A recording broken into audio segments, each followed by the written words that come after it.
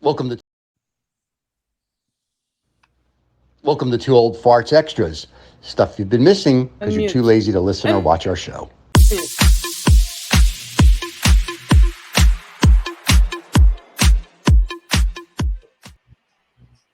Hello, my Here we extroverted are. friends. Wait, I want to know if David, are you introverted or extroverted? I'm classified as MBTI an was an intro extrovert. Introvert. Yeah. You're the opposite of me. And Steven is an extrovert. Me? Not real. I'm an extrovert when I have to be, but no, I can be very much an introvert. Very much so. I'm a Pisces.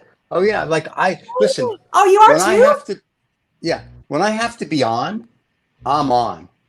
And when I don't have to be on, I'm good with my dog, or I'm good with my wife, or I my think we mistress, do. either way. Or I'm good with like my cigars and my scotch, and I'm by myself and in my head all day long. But yeah, I'm very much when I have to be on, I'm on. When I don't have to be on, are you kidding? No way. I mean, Yeah. your personality MBTI was an extrovert, but that's the thing. There's always the degrees, and you're kind of like that middle where Yeah. most of the population is ambivert. You're in the middle. Yeah. And See, I'm ambivert, in the herbivore.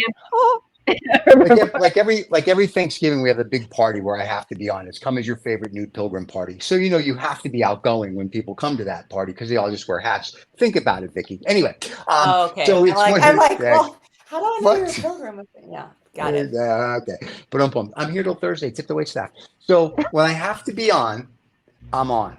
When I don't have to be, I'm not. And my friends from like New York that I had businesses with know that. It's like I can sit in a meeting and just take notes, not say anything, and after the meeting, we can debrief. And if I have to be involved, then that's a different Steven. Like there's many facets to who I am depending on the situation. So what the people see Yeah. here on YouTube is one of X.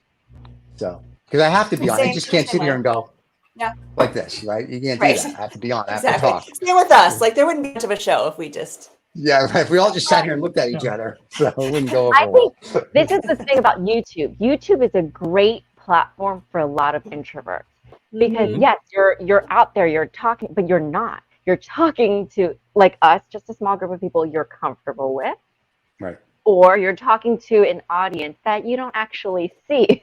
So, and you talk in your comfort zone. right, and you're in your your comfort little zone. nook. But I've had a talk in front of like 500 people before that I don't know and I have to see. And I must say I have that for going over all your things. So I got my own little panic attack, and I'm like, you just have to man up and go do it.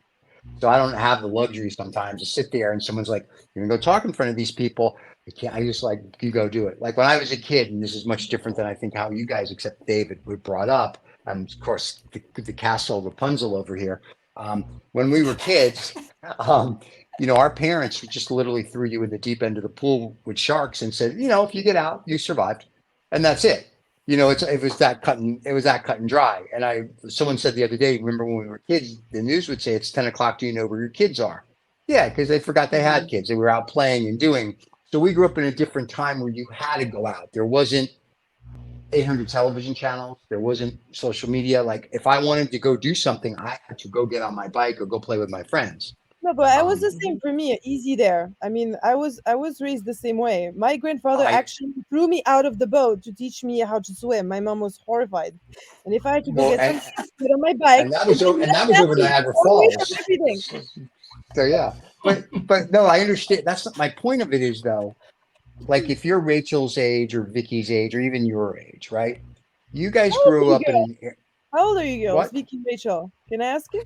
I think what I'm trying to say is let me go ahead, Vicky. I don't think it's age-wise though. Like I think it's your parental background. Well, I think part of it's age too, because if we were kids, and Vicky's much younger than David and I. Everyone's much younger than David and I. In fact, the dinosaurs are much younger than David and I. When we were kids, we had to go out. If you wanted to play or go do, you had to go out, right? So to be an extrovert I mean, we did that.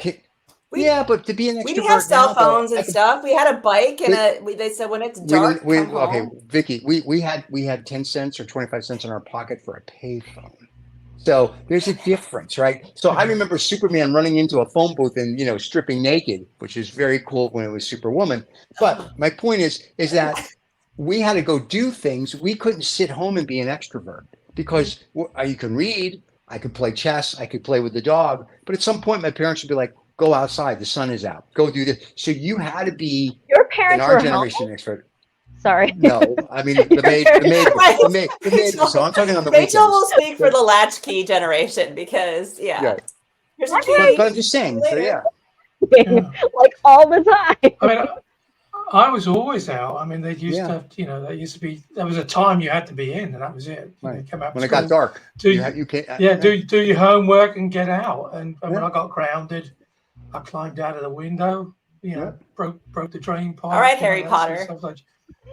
Just had to get out of the house. So my window is too high. I couldn't. But excuse us. You had a flying car. The crazy thing is that I was listening to you ladies, and it's just think, I can empathize with being that introvert. But I've been in sales in all my life. But the thing about sales is that I'm in control. So it was my show to put on. And I've stood in front of auditoriums with 5,000 people. I don't have a problem. I get on stage. I don't get nervous to do that because that's just you just do it. Well, I had a job to do that too. I'm always I'm always, people say to me, "Are you ever going to come out of the house?" Because I'm a bit of a I like to be at home. I got my little man room up here because I don't have a shed. Right. He just likes it because he painted himself behind himself. That's the only reason. Right. Exactly. Well, it's more of a case of creepy Dave lives remember there. who I am. I So I remember who I am. You see. I wonder how many introverts are actually an entrepreneur, because the thing is, for me at least, as an introvert, I cannot be in a competition mode with other people in the same business. This is why eventually everything that I do, I don't have competition. The type of art that I do, nobody does that. So it's only something that I do in my own little bubble where everything is beautiful and everything is nooshified, and I cannot be like, oh my God, like, am I doing good enough? Should I do more? Like, I can't do that. I remember in tennis, I was playing so good. My coach put me in training to do competition. I would beat all the girls at training. And then as soon as competition, 6-1, 6-0. I have cotton legs. Everything is stressful. All eyes on me. I can't do it. I can't do I don't know. I'm competitive. competition. I'm So really if you're in control, so you if you have your own company, or if you have your own thing that is very niche and very specialized, you're in control. So there's no I'm not attacked from the outside world, but kind of competition is, I don't like it. Yeah. Again, it's something that's interesting then for everybody. If we were doing this, let's say that we're going to do the show next week, and we're all going to be in the studio together. How would that work? That would drain my energy. I've done that. I have a great time. Yeah. It's a lot of fun. And then I come home and it's closed my door, and nobody, not even my dog, is allowed to talk to me. Just so you know, we've met your dog. Your dog doesn't want to talk to you, so it's fine. So you could do it weekly, but you couldn't do a daily show. You couldn't do like 5 days. No, I could. I could. This way, she could do it. No. In studio, I could do it 5 days a week. I could do it 7 days. Well, 6 days a week. But when I get home, it's whoever's around me cannot speak to me, because I will be like, I don't have the bandwidth anymore. I cannot think anymore. I can't. And it happens a lot. This past weekend, I was peopling a lot. I had to do markets, and I was working and lots of peopling. So yesterday, I was in bed all day. I mean, I also had a celiac reaction, but I was in bed all day. And, my parents live with me, and this happens a lot. If I'm in my bed and it's doors closed, they know, don't talk to her. Same with me. I mean, same with me. I can completely relate. I live in a big enough room. I have my own room. My man is upstairs. I'm downstairs, not far from my mother, and even she knows, like, if I just ask her, please don't talk to me. You know, like, she knows, But like, are you, enter, and if she enters, ladies, it's gonna really piss me off because I need some time by myself. here's a question then. Are you recharging or escaping? Yes. Recharging. It's recharging. Most of the time recharging. Most of the time recharging. It's true that sometimes I do, and that's why I trick myself into, you know, like your show. I'm the president of the Chamber of Commerce. I have the store here. I trick myself in enough responsibilities so that I cannot escape anymore like I used to do. So I have a system organized for me for not doing that anymore. Yeah. But you know, I think that 10 years that Noosh and I were talking about, that was escape time. oh, Like absolutely. after, you know, our fathers died, Yeah, and that time when I I didn't, went through but the, like I a went through weekly the same thing. thing. Yeah. I went through But the But like same on a thing in my weekly basis, 30s when I'd work all week. when I And lost then, my mother. Wine in the bottle. But yeah, Mhm. I was out. I was Yeah. out. But it's Escaping. Yeah, interesting, isn't it? For It all is. us It is extroverts, interesting. we still feel the need to do this. And all these people are sitting watching this camera. Yeah, that's all contradictory from what you. This bit's not relevant to the bit we've just been watching. You know, because they're all you know, we're all on here wanting to be YouTube stars and not introverts at no, all. that's So why I'm saying this is No. perfect because we're comfortable with each Well, there's that spectrum of introverts, right? And we're on the side that's the social introvert. We're not on this side of the. Well, not just that. What's the one Introverts original? What's anxious, restrained, social, and Thinking. thinking. So thinking introverts have so much to restrained and say. Thinking introverts are so eloquent. They're perfect at writing. They have a lot to say. It's just they choose who they want to say it to. They don't want to say it to just anybody and everybody and drain their energy. Abraham Lincoln. Abraham I Lincoln. must admit, Right? I'm not very good at small talk. I'd have to agree with Noosh a bit. Like, you know, I do look around for the fairy lights in a room, and you can see them if you're tuned in, and then you just find the right people and just, you know, get stuck in. But I'm not good at how are you, how are your kids, how you work, because I don't really. No, it makes me nervous. You are introvert. Introverts I hate don't. small talk. Yeah. Dave needs to take the don't test really care. again and not lie. No, I don't. I told you right. I've already had the test. I did the test when I was living in England, and I knew I was an intro extrovert. So, What's the name of the this again? BMTI, EBTI? MBTI. It's MBTI. You can go to 16 personalities test on on Google. Just put 16 personalities test, and you'll find it. And it's not a very long test. It's super quick and easy. So based on what you guys just said, I'm an introvert, I guess, because ultimately I don't like small. I could care less about how big somebody's family is or anything. And people that really know me know that. It's like we don't really say. It's just like here's what we got, boom, we're done. Even when David and I speak about stuff, so answer this. I just wait.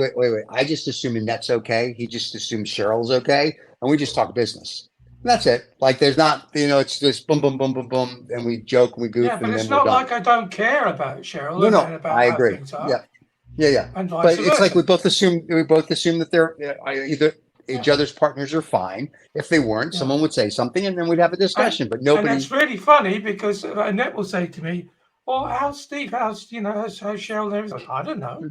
Yeah. So, well, why don't you know? Don't you ask? That's a good thing, Mel. That's not a introvert extrovert thing. That's a dude thing. That's a guy thing. No, that's not true. I have no. I have a friend of mine from an old partner of mine, and every time he calls, how are you doing? How's this? It's 25 minutes. Of how everything is. I always joke I should make a video before he calls me to send it to him, answer all the questions, and then we can get into what we need to. So no, it's not a dude thing. Did you raise your hand? Did Noosh just raise her hand, or was that a high? Down the corner. I think it was a this. Okay. No, it's all the list of things that you have to go through. Yeah, I have people like that, and it's so annoying. And the thing is, like, sometimes because people expect you to ask, like, for example, I mean, I know that my man would tell me if something is wrong with his mother, but every now and then I feel, you know, I'm asking him just, you know, so that he knows that I do care. Like, you know, like you do need to ask sometimes, you know, like those things that, I mean, I know she's fine. Otherwise, he would tell me that something's up. Or the people around me, you know, you ask about the business and this and that. And And it's not that I couldn't care less. I know that they would tell me if there's anything important about X, Y, or Z subject, but I want to go to all the other deepest, subtlest things in between that I mean, so many of my friends, it took me years to know what's their job. I don't know what they do. I want to know who they are, how they feel. I don't care about what they do. Well, I sort of care up to a point, and then I think, well, if somebody said, well, I'm really sick or whatever, well, that's terrible, but I'm not a doctor, so I can't go any further other than knowing that fact. Mm. I have a whole treatment plan. Like a whole holistic. No, because I can't do that. So yeah, I try to be economical because I have to force myself. But I didn't realize that. I had a discussion with somebody who regularly comes to the house. Won't mention any names, and she said, I really have to force myself to ask how people are. Mm-hmm. Because I don't really care, but I know that I should care socially, and so therefore I do. So it's part of my salesman act, because I always used to say to Annette when I first met her, whatever you want to hear, I'm going to tell you, because that's what a good salesman does. So yeah, it's sort of cheating, but I reach a point where it's not that I don't care, it's just that I can't care enough to change it, the circumstance. Well, and here so therefore I don't go any further than that. But am I being a coward? I don't know. Maybe I am. Yeah. I lived with an extrovert for quite a long time. Really great friend of mine, one of the best roommates I had. But he had to learn that I'm an introvert, even though I seem social. When I walk through the door after work, he goes, "Hey, how's your day been?" Ask me what went on, and he wants to tell me about his day. And he had to learn that, okay, she's going to go into her room, close the door. I'm going to leave her alone for about an hour or two. She's going to come back out and be like, "How was your day? Tell me about your day. I'm ready to hear about it." But he had to learn that, because I kind of blew up. Like, listen, it's not that I don't care about you, but I do not want to be like, "What's your day like today?" I don't give a shit right now. Just let me be. But it's got to be hard to be them, right? Because they're all excited. You're home. They're like a puppy dog. They're like, "Hey, what's going on?" And then they go and like lock yourself in the room, and they're like, "What the?" Like it's a That's one of the problems that Europeans have with Americans, because they can't determine the sincerity of the constant "and how are you today?" No, but that's true. And how are you doing today? Yeah, exactly. Hi, how you doing? Nobody gives a fuck about how you're doing. It's just exactly. There you go. I told you guys like once in one of our interviews. I remember my first few months living in the city. I ended up at Whole Foods and I had a shitty morning. I don't know what the fuck happened. I had a nightmare, and the woman asked me, "Hi, how are you?" And I just stopped and packing myself. How are we doing today?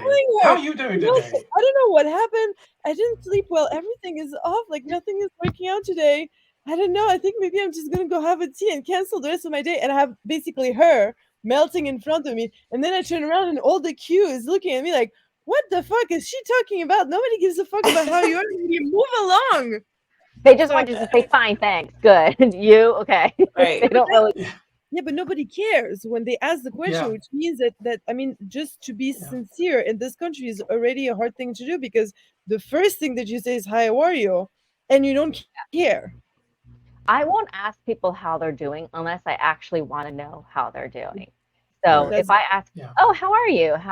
It's because I really want to know how you're doing. But it's because maybe something happened earlier in the week you told me about, or I haven't spoken to you in a while. Then I'm actually curious. But you'll never find me saying, "How are you?" because I don't want to have small talk and chit chat. I don't care. Yeah. So that explains so much. Steven, how are you? How are you right now, Steven? Are you good? You know what my response is to that, so we're good. So yeah. People that know me know never, like, nobody. If you ask me how things are going, I always say, "It's another beautiful day in paradise." That's my answer to everything. It shuts them up, and they don't know what to say because you're like, "How are you? It's another beautiful day in paradise." You do. I do that to everybody all the times, but I do care to know about how you are. You Listen, if here's yes, I've been called that many a time. You just called it. Yeah, there you go. Anyway, being the son of a bitch that I am. Oh, But yes, Yeah. I Well, told exclusive, everybody. ladies and gentlemen. Yeah, Stephen Stephen's a is son now of a bitch. officially Yes. a son of a bitch. Yeah. Can you please make a GIF Unfortunately, or a the sound people that clip or know me, something? yeah, that's we'll make that into a 30-second short. I'm sure Yeah, everybody that I would know will give that And thumbs up. just like press it all the time. You son of a Yes. bitch. Stephen's You a son of a son of a bitch. bitch! Yes. Like everyone's gonna be like, oh, you finally met Stephen. Nice. But So it's yeah, true. but I'm very, I don't, when people ask me how I'm doing, it's the same response to everybody because it's like, I used to have a friend at university and people go, how are you doing? He goes, I'm dying of cancer. And they go, hey, that's great. Have a great day. Like, because nobody listens. And so That's right. and I realized that. So I'm like, it doesn't matter what I say. I could say something disgusting to you and you'd be like, oh, that's great. Have a good day. Or I could say the nicest thing or really tell you and you won't care. So I came up with It's Another Beautiful Day in Paradise. And everyone's like, oh, okay. I have a challenge for everybody and Yeah, for okay. all the listeners. The next time somebody asks you, how are you or how's your day? Grab their hand, sit them down, and spill everything and see how they feel. They will never ask you again how are you doing. No, but that's The fun thing. physical touch, like it makes you connected. Like if you really want for somebody to open up and they don't, if you just put a hand, especially here, like it's very strong here. Or I mean, the shoulder is too close to go to. Just put it on the left hand. I think them open up. One of the last things I'm going to say today, because I can see time is ticking on as well for everybody, is that definitely what Steve said, people do not listen. And people continuously ask me that in Dutch. They say, and how are you today? Right, in Dutch. And the answer would be, oh, ik ben uitstekend. I'm actually great. But what I always say to people is, ik ben uitsteekbaar, which means I'm sticking out. But because of my exactly, because it sounds very similar to what they think they're going to hear, they just say, "Oh, okay, then, yeah, fine." Yeah. So yeah, it's nice to have a bit of fun with people as well. So I'm sticking out today. Well, Annette will be very happy when she comes home. That's all I can say. No. It's Just today. It happens. When I thought we were getting through a show without a dirty joke, here we go. No, it's not a dirty joke. It's the reality of life. Leaves the end. La crème de la crème. Oh my God. Ladies, it's always a pleasure to be in on your show, or I guess social intercoursing. Someone said to me, "It's another day in paradise, Stephen." I know, but someone said to me at the dog park, they actually enjoyed the show. The jury's still out on me, so hey, sorry. You met somebody at the dog park. You talked to people at the dog park. Yeah, he's been out. I have no choice because it's like they see me every day, and they're like, "How's Dakota?" So now that I get them off my back, I'm like, "Have you heard the shows? You have a YouTube? You have a podcast? Oh yeah." So they listen to and they go, "Oh, the show was great. The show." Oh, I let up. I'm like, so yeah. So that's what I do now to get people to stop talking to me. Like and subscribe, comment, dog walkers, comment. Stephen doesn't hate you, just I moderately tolerate you and like you. Yeah, it's like when you get on an airplane. You're my new best friend for 2 hours. So at the dog park, you're my new best friend for the next anywhere from 5 minutes to 35 minutes. It's the same logic. That's why. Yeah. Another beautiful day in paradise. The only difference is at the dog park is you have to pick up the poo. That's the only thing. But there you go. That is true. At the airplane, they have flight attendants that do that for you. Please pick up the poo. We do. We pick up the poo. We've taught the dog how to do it. She has a little scooper. She walks around by herself. It's gorgeous. It's not so much the poo itself; it's the temperature of it which is. Oh my gosh! Okay. But there you go. The temperature of the poo is winner. Live in the country. They can poop wherever they like. We're going to talk about poo next week, okay? Yeah, we had a whole show on poo once before. You can see that. Somewhere in one of the shows on the playlist. But yeah, we had a whole poo show. You did. We'll bring it back. We'll bring it back. We'll bring it back. Well, we'll bring it back. Thank everybody for being with us today, and join us next week for joining us again. Thank you, guys. Don't forget to subscribe. Come back for more and poo. like.